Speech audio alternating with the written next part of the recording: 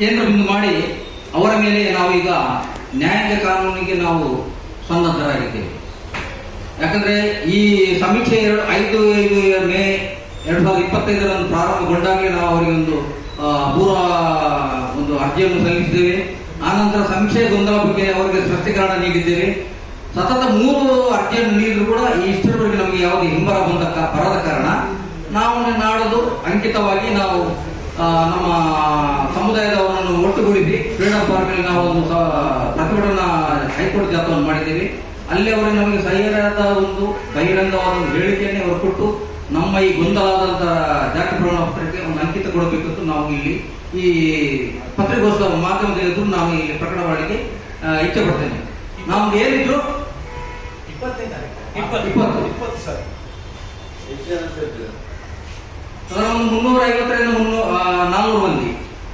ಯಾಕಂದ್ರೆ ನಾವು ದಕ್ಷಿಣ ಕನ್ನಡ, ಕೊಡಗು, ಹಾಸನ ಹಾಗೆ ಬೇರೆ ಬೇರೆ ಜಿಲ್ಲೆಗಳಿಂದ ಬರುವವರಿದ್ದಾರೆ. ಇದು ನಮ್ಮೊಂದು ಅಂತಿಮ ಹೋರಾಟ. ಯಾಕಂದ್ರೆ ಇಷ್ಟವರೆಗೆ ನಾವು ಎಲ್ಲ ಸರ್ಕಾರ ಇಲಾಖೆ ಆಯೋಗಕ್ಕೆ ನಾವು ಕೊಡುವಂತ ಮಾಹಿತಿ ಕೊಟ್ಟಾಯಿತು. ಇನ್ನು ನಾವು ನಿರೀಕ್ಷೆ ಮಾಡುವಂತಿಲ್ಲ. ಏನಿದ್ರು ನಮ್ದು ಮಾಡಿ ಡೂ ಆರ್ ಡೈ, ಇಷ್ಟೇ ನಮ್ಮ ಕೆಲಸ. ಈ ಕಾರಣಕ್ಕಾಗಿ ಎಲ್ಲರೂ, ಯಾಕಂದ್ರೆ ನಾವು ಹೇಳುದು ಮೂಲಭೂತ ಹಕ್ಕುಗಳನ್ನು, ಇದರಲ್ಲಿ ತಾವು ಕೂಡ ನಾಗರಿಕ ಅಂದ್ರೆ ಭಾರತದ ನಾಗರಿಕ ಪ್ರಜೆ ಆದ ಕಾರಣ ನಿಮ್ದು ಕೂಡ ನಮಗೆ ಸಹಮತ ಬೇಕಾದಂತ ನಾನು ಈ ಮಾಧ್ಯಮದ ಮುಖಾಂತರ ನಾವು ಭಿನ್ನವಿಸಿಕೊಡ್ತಿದ್ದೇನೆ. ಇದರ ಜೊತೆಗೆ ನಿಮಗೆ ನಾವೇನಾದ್ರೂ ದಾಖಲಿಸಿ ಕೊಡಬೇಕಂದ್ರೆ ಜಾತಿ ಪ್ರಮಾಣ ಪತ್ರದಲ್ಲಿ ನಮ್ಮ ಕೊಡಗು ಜಿಲ್ಲೆಯಲ್ಲಿ ಒಂದೇ ಸಮುದಾಯಕ್ಕೆ 7 ಜಾತಿ ಪ್ರಮಾಣ ಸಿಕ್ಕಿದೆ. ಒಂದೇ ಜಾತಿಯವರಿಗೆ ಒಂದೇ ಕುಟುಂಬಕ್ಕೆ 2 ಜಾತಿ ಪ್ರಮಾಣ ಪತ್ರ ಸಿಕ್ಕಿದೆ. ಉದಾಹರಣೆಗೆ ನಾನು HM ಸೋಮಪ್ಪ, ನನ್ನ ತಂದೆಗೆ 2 ಮಕ್ಕಳು, ನಾವು 2 ಗಂಡು ಮಕ್ಕಳು, ನನಗೆ ಪಾಲೆ ಅಂತ ಸರ್ಟಿಫಿಕೇಟ್ ಸಿಕ್ಕಿದೆ. ನಮ್ಮ ತಮ್ಮನಿಗೆ ಪರಿಷ್ಠ ಜಾತಿ ಆದಿ ದ್ರಾವಿಡ ಅಂತ ಕೊಟ್ಟಿದ್ದಾರೆ. ಇದನ್ನು ಇಟ್ಕೊಂಡೇ ನಾನು ಇಡೀ ನಮ್ಮ ಎಲ್ಲಾ ಪತ್ರವಿದೆ ಎಲ್ಲ ಇವ್ರಿಗೂ ಸಹ ನಾವು ಕಳಿಸಿ. ಅದರ ಜೊತೆಗೆ ನಾವು ನಮ್ಮ ಸಮುದಾಯದವರು ಪಾಲೆ, ಮುಗೇರ, ಆದಿ ಕರ್ನಾಟಕ, ಆದಿ ದ್ರಾವಿಡ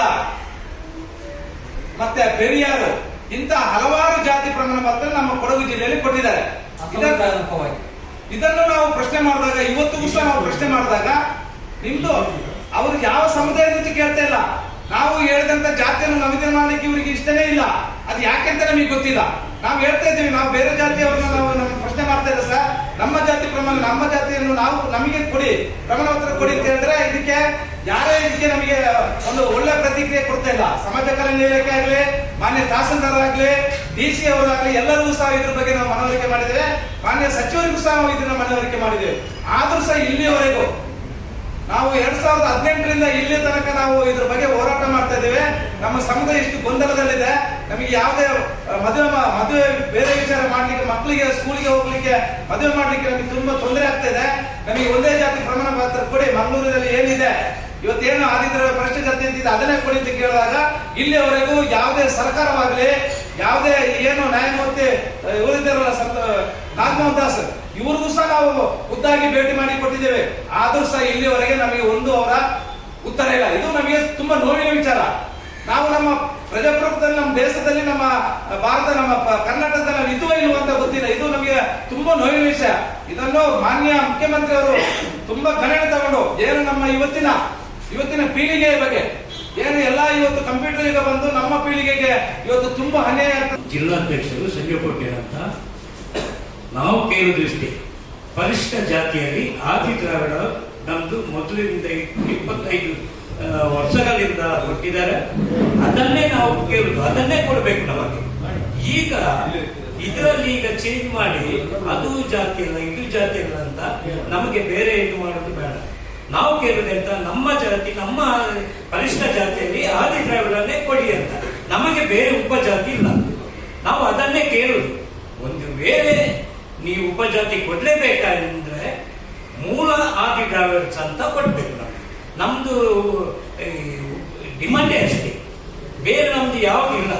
ನಮ್ಗೆ ಪರಿಷ್ಠ ಜಾತಿಯಲ್ಲಿ ಆದಿ ದ್ರಾವಿಡ ಕೊಡ್ಬೇಕಂತ ಹೇಳಿ ನಮ್ಮ ಇದನ್ನು ಬೇಡಿಕೆಯನ್ನು ನಾವು ಇವತ್ತಿನ ಈ ಪತ್ರಿಕೋಷ್ಠಿಯಲ್ಲಿ